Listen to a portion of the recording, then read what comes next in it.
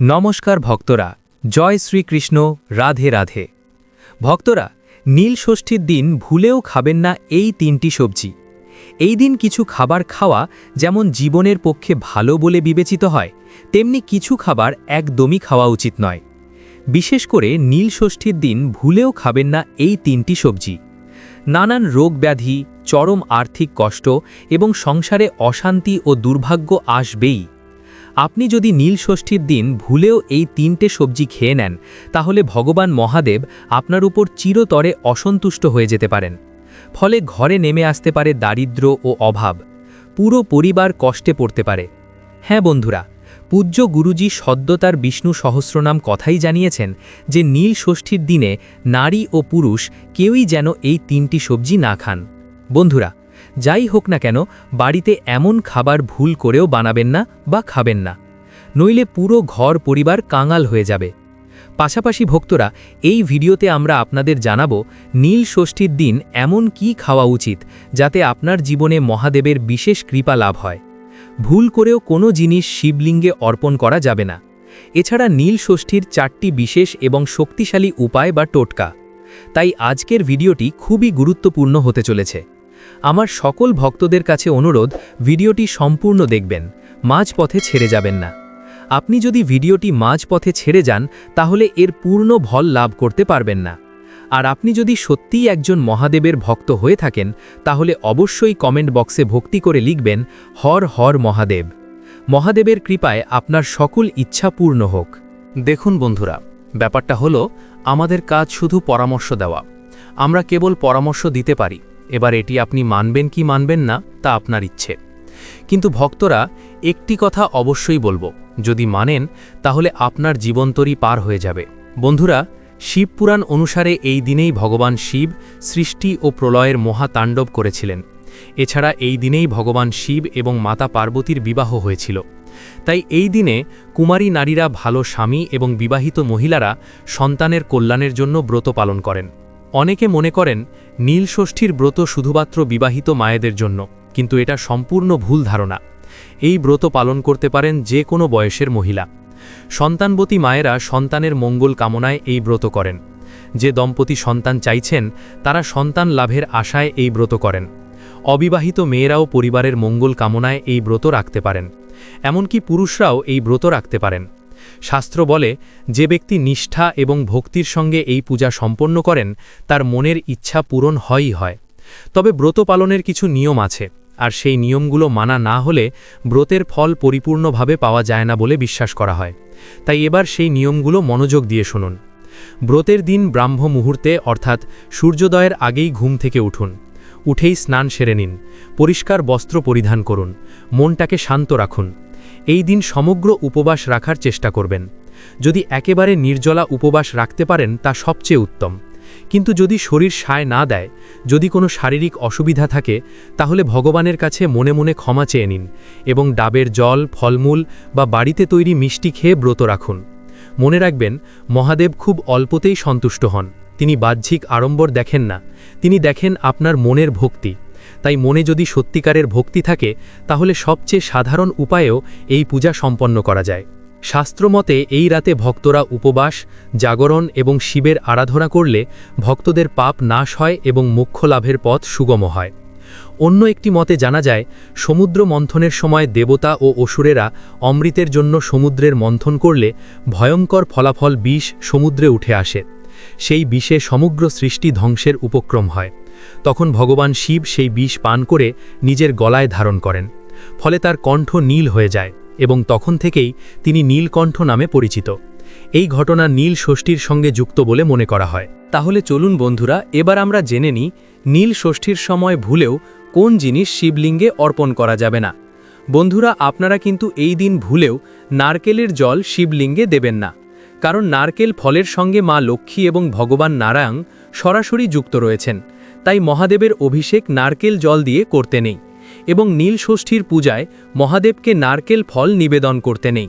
এছাড়া নীল পুজোয় আপনারা শঙ্খ বাজাবেন না এবং তুলসী পাতা, হলুদ এবং সিঁদু ভুলেও কিন্তু শিবলিঙ্গে দেবেন না।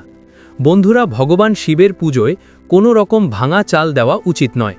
অখণ্ড ধান বা চাল পরিপূর্ণতার প্রতীক, তাই ভগবান শিবকে চাল নিবেদন করার সময় খেয়াল রাখুন সেটা যেন ভাঙা না থাকে। নীল ষষ্ঠীতে ভগবান শিবের প্রিয় 3 পাতাযুক্ত বেলপাতা অর্পণ করুন, কিন্তু ভাঙা বা বিকৃত বেলপাতা দেওয়া উচিত নয়।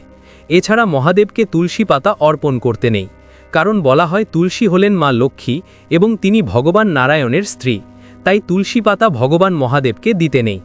তাহলে চলুন বন্ধুরা, এবার আমরা জেনে নিই নীল ষষ্ঠীর দিন কোন কোন খাবার খাওয়া যাবে এবং কোন 3টি সবজি ভুল করেও খাওয়া যাবে না। কারণ আপনি যদি এই 3টি সবজি খেয়ে নেন তাহলে মহাদেব আপনার উপর চিরতরে অসন্তুষ্ট হয়ে যেতে পারেন। তাহলে চলুন জেনে নেওয়া যাক এই নীল ষষ্ঠীর দিন কোন 3টি সবজি ভুল করেও খাওয়া যাবে না। তার আগে প্রথমেই ভিডিওটি অবশ্যই লাইক করে দিন। দেখুন, এত গুরুত্বপূর্ণ ভিডিও আমি কাদের জন্য নিয়ে আসি? শুধুই আপনাদের জন্য, তবুও আপনারা ভিডিওতে লাইক করেন না। আজকে আমি আশা রাখছি যে আজকে আপনারা ভিডিওটি অবশ্যই লাইক করবেন। আমার বিশ্বাস ভাঙবেন না, এখনই ভিডিওটি লাইক করে দিন। আর নিচের কমেন্ট বক্সে যে ব্যক্তি সত্য মন সত্য ভক্তি নিয়ে মহাদেবের নাম লিখবে, মহাদেবে আগামী 24 ঘন্টার মধ্যে তাকে ভালো সুখবর দেবেন। তাই বন্ধুরা, এখনই কমেন্ট বক্সে লিখুন হর হর মহাদেব। আগামী 24 ঘন্টার মধ্যে আপনি ভালো সুখবর পাবেন। তাহলে চলুন ফিরে আসা যাক মূল টপিকে। বন্ধুরা, নীল ষষ্ঠীর দিন ভুলেও কিন্তু এই খাবারটি মুখে তুলবেন না, নইলে মহাদেব আপনার উপর চিরতরে রুষ্ট হতে পারেন। হ্যাঁ বন্ধুরা, মহাদেব যেমন অল্পতেই সন্তুষ্ট হন, তেমনি কিছু ভুলেও কিন্তু তিনি রুষ্ট হতে পারেন। তাই অবশ্যই বন্ধুরা এই কথাটি মাথায় রাখবেন, কারণ আপনি নিশ্চয়ই চাইবেন না মহাদেব আপনার উপর রুষ্ট হয়ে যান। তাই এই দিনে যারা এই খাবারটি মুখে তুলবেন তাদের জীবনে নেমে আসতে পারে ঘোর অন্ধকার। জীবনে নানা রকম সমস্যা দেখা দিতে পারে, পরিবারে দেখা দিতে পারে ঘোর আর্থিক সংকট। তাই বন্ধুরা, আপনার বাড়িতে শিবলিঙ্গ থাকুক আর নাই থাকুক, এই খাবারটি কিন্তু ভুলেও আপনারা মুখে তুলবেন না। এর ফলে আপনার বাড়িতে দেখা দিতে পারে নানা নেগেটিভ শক্তি। তাই নীল ষষ্ঠীর দিন ভগবান শিবের কৃপা প্রাপ্ত করতে ভুলেও কিন্তু এই খাবারটি বন্ধুরা মুখে তুলবেন না। তাহলে চলুন বন্ধুরা, এবার আমরা জেনে নিই কোন সেই খাবার যা নীল ষষ্ঠীর দিন ভুল করেও খাওয়া যাবে না। পোড়া খাবার।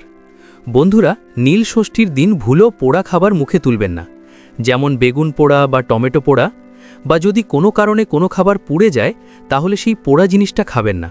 কারণ নীল ষষ্ঠীর মতো একটি শুভ দিনে পোড়া খাবার খেলে মানুষের ভাগ্যও পুড়ে যায়। এছাড়াও জীবনে রাহুকেতুর কুপ্রভাব পড়ে। তাই অবশ্যই বন্ধুরা, নীল ষষ্ঠীর দিন এই খাবারটি থেকে দূরে থাকুন। আমিষ জাতীয় খাবার। বন্ধুরা, নীল ষষ্ঠীর মতো একটি শুভ দিনে কোনো প্রাণীকে হত্যা করে খাবার খাওয়া একেবারে উচিত নয়। তাই যদি আপনারা ভগবান শিবের কৃপা প্রাপ্ত করতে চান তাহলে অবশ্যই সেদিন আমিষ খাবার থেকে বিরত থাকুন, না হলে কিন্তু আপনি আপনার জীবনে নিজেই ঘোর অন্ধকার ডেকে আনবেন। এই দিন সাত্ত্বিক ও হালকা খাবার খাওয়া উচিত। নীল ষষ্ঠীর ব্রত একটি সাধনা, যাতে শরীরকে শুদ্ধ ও মনকে একাগ্র রাখার প্রয়োজন হয়। ব্রতে এসময় আপনার শরীরে জলের অভাব হওয়া উচিত নয়।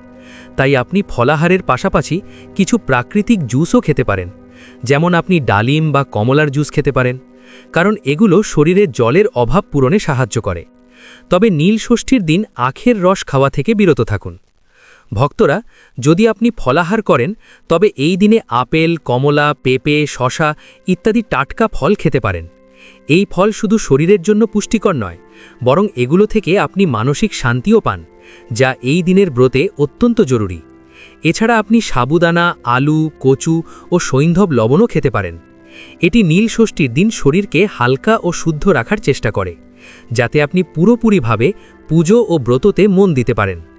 এই দিন ব্রত রাখার আসল উদ্দেশ্য শুধু ভৌত খাবার থেকে দূরে রাখা নয়, বরং মানসিক ও আধ্যাত্মিকভাবে ভগবান ভোলানাথের প্রতি নিবেদিত হওয়া। বন্ধুরা, নীল ষষ্ঠীর দিন খেয়াল রাখবেন যে আপনি যাই খান না কেন তা শুদ্ধ এবং হালকা হওয়া উচিত। এমন কোনো খাবার খাবেন না যেটা আপনার ব্রতকে অসম্পূর্ণ করে দেয়। এই দিন ভগবান ভোলেনাথের পুজো করার সময় নিজের মনকে শান্ত ও একাগ্র রাখবেন, যাতে আপনি এই ব্রতর সম্পূর্ণ ফল পেতে পারেন। বন্ধুরা, নীল ষষ্ঠীর দিন কোন 3টি সবজি খেতে নেই সেটি জানার আগে আমরা খুব দ্রুত জেনে নেব নীল ষষ্ঠীর 4টি বিশেষ এবং শক্তিশালী উপায়, যে উপায়গুলি করলে আপনার সংসারে সুখ ও সমৃদ্ধি আসবে। প্রথম উপায়টি হল নীল ষষ্ঠীর দিন শিবলিঙ্গে 3টি পত্রযুক্ত 3টি বেলপাতা অর্পণ করুন। তার সাথে ধুতরা ও আকন্দ ফুল দিলে মহাদেব সন্তুষ্ট হন। এর ফলে সংসারে অর্থকষ্ট দূর হয়ে ধীরে ধীরে আয় বৃদ্ধি পায়। দ্বিতীয় উপায়টি হল নীল ষষ্ঠীর দিন কোনো গরিব মানুষ, সন্ন্যাসীদের কোনো মন্দিরে অন্ন, ফল বা বস্ত্র দান করলে শিবের কৃপায় সংসারে দারিদ্রতা দূর হয় এবং সমৃদ্ধি আসে। তৃতীয় উপায়টি হল এই দিন শিব ও পার্বতীর একসাথে পূজা করা হলে সংসারে সৌভাগ্য ও ধনসম্পদ বৃদ্ধি পায়, বিশেষ করে বিবাহিত জীবনে শান্তি থাকে এবং ঘরে অর্থপ্রবাহ স্থির থাকে।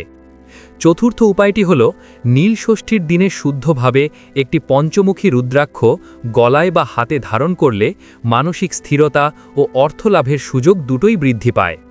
চলুন বন্ধুরা, এবার আমরা জেনে নিই নীল ষষ্ঠীর দিন কোন 3টি সবজি ভুল করেও খাওয়া যাবে না, নইলে জীবনে নেমে আসতে পারে আর্থিক সংকট, দুর্দশা, পুরো পরিবার কষ্টে পড়তে পারে।